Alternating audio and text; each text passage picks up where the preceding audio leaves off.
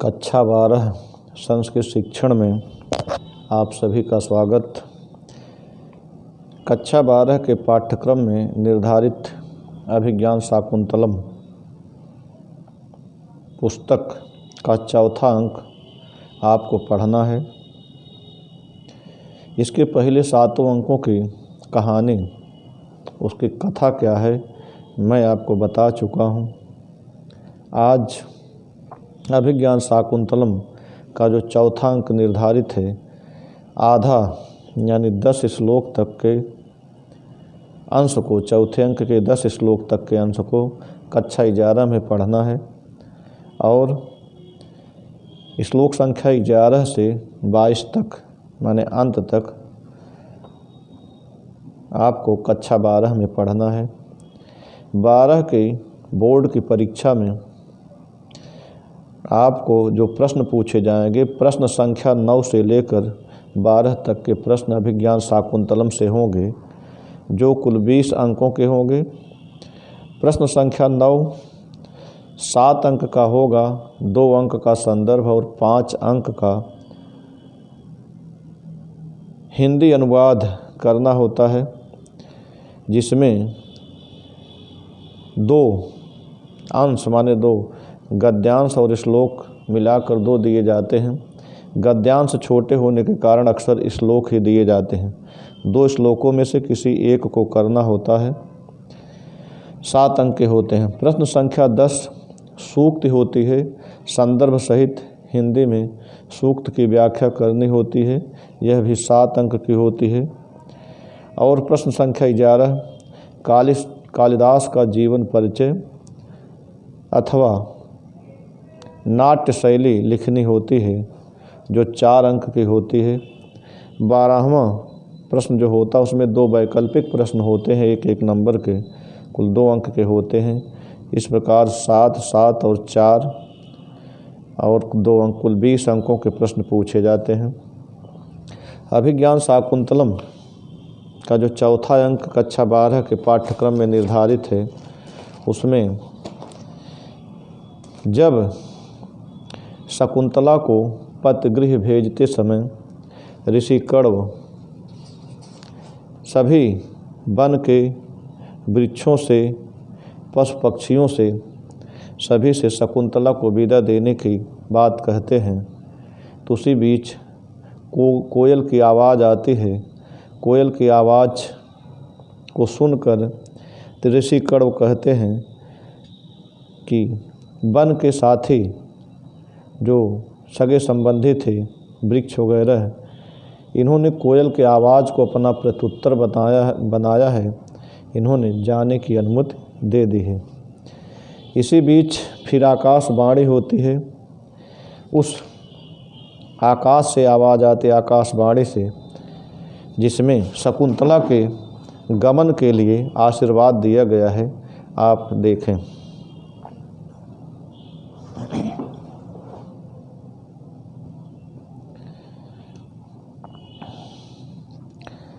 आकाश से आवाज़ आती, आकाशवाणी के द्वारा।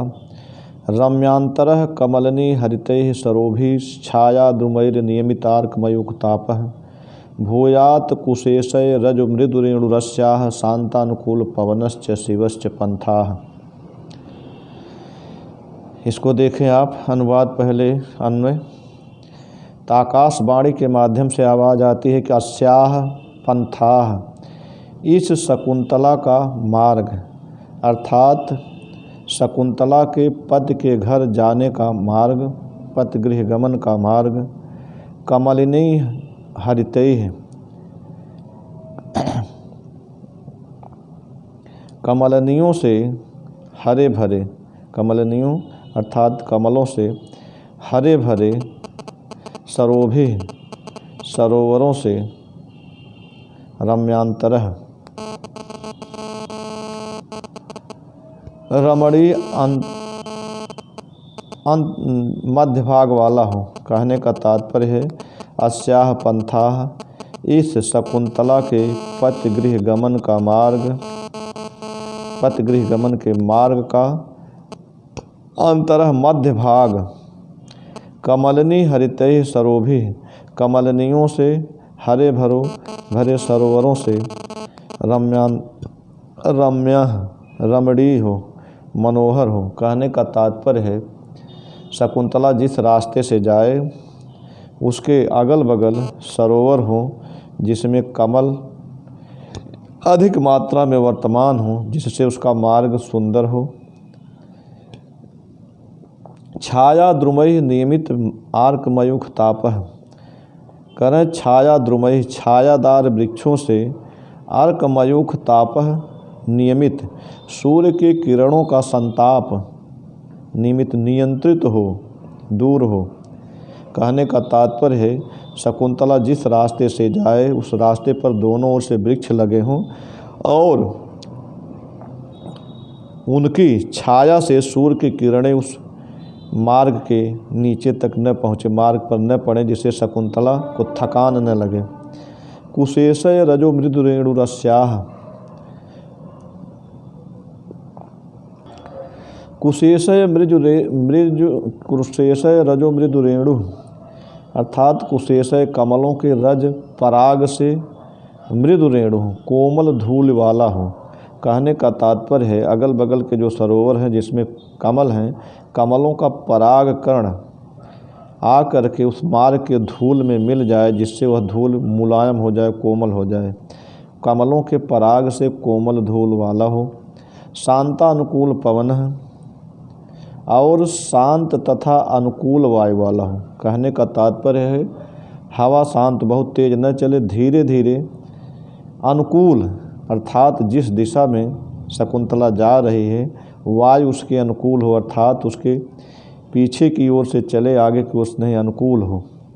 शिवः च पंथाः, और उसका मार्ग शिवः भूयात्, शिवः च भूयात् कल्याणकारी हो। आप अब इसका फिर से अर्थ देखें। रम्यांतरः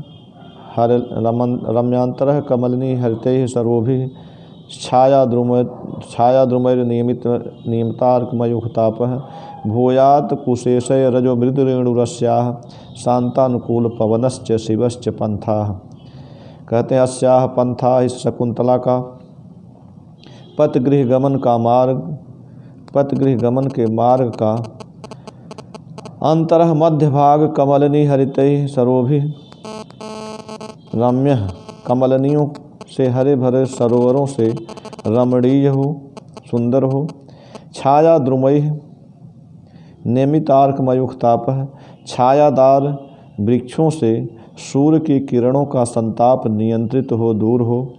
कुशेषय रजो मृदु रेणु, कमलों के रजह धूल से मृदु रेणु कोमल धूल युक्त हो, धूल वाला हो।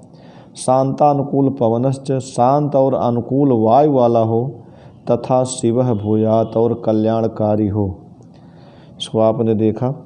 अब इसके बाद सर्वे सविस्मयम् आकर्णयन्ति, वहाँ वर्तमान ऋषि कण्व सहित सभी लोग आश्चर्य के साथ इस आकाशवाणी को सुनते हैं। इससे संबंधित जो कठिन अर्थ हैं और इनका जो व्याख्या है, इसको भी अगर छात्र पढ़ेंगे तो उनको इस कहानी को, इस नाटक को समझने में सुविधा होगी और श्लोकों के भाव को भी समझने में आसानी होगी।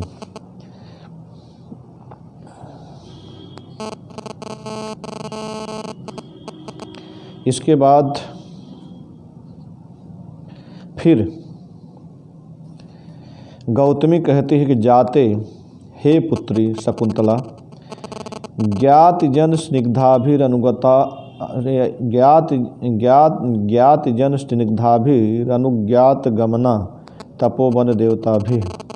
कहती है जाते हे पुत्री शकुंतला, ज्ञात जन स्निग्धाभिरनुज्ञात गमना से तपोवन देवता भी। तपोवन देवता भी कैसे? तपोवन देवता भी ज्ञात जन स्निग्धाभि, सगे संबंधियों की भांति प्रेम करने वाली, स्नेह करने वाले। तपोवन देवता भी, तपोवन के देवताओं ने, देवियों ने अनुज्ञात गमनासि, तुम्हें जाने की अनुमति दे दी है। प्रणम भगवती है, भगवती ही प्रणम, इन देवताओं को प्रणाम करो।